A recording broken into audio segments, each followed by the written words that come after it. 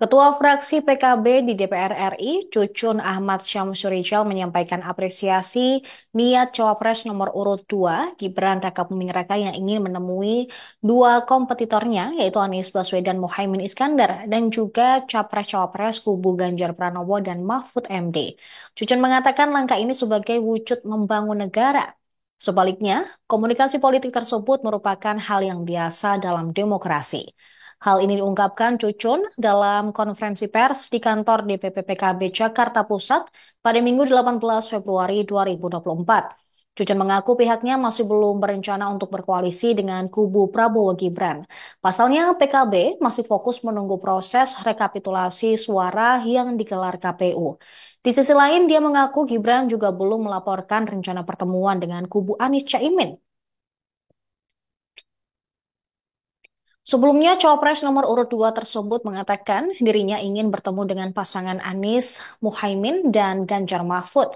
Hal ini dikatakan setelah Prabowo Gibran unggul dalam hasil penghitungan cepat atau quick count. Sama dengan Prabowo, Gibran juga meminta para pendukungnya untuk tidak jumawa, terlebih dahulu karena hasil quick count ini.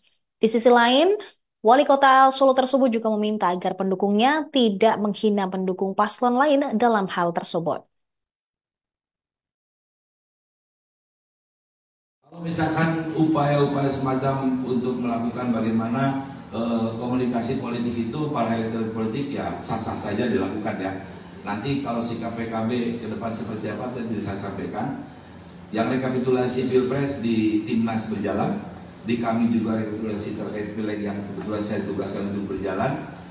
Kalau misalkan ada keinginan itu ya kita apresiasi dan itu sebagai satu wujud bagaimana membangun negara ini seperti yang dilakukan oleh misalkan para elit politik sudah terbiasa di Jakarta ini kan bagaimana membangun komunikasi.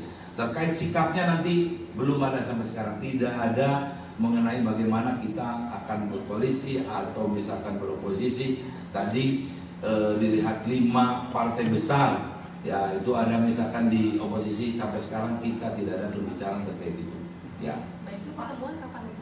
Ya kita belum ada misalkan sinyal-sinyal untuk pertemuan itu sampai sekarang. Itu kan baru hanya statement disampaikan. Download Tribun X sekarang, menghadirkan lokal menjadi Indonesia.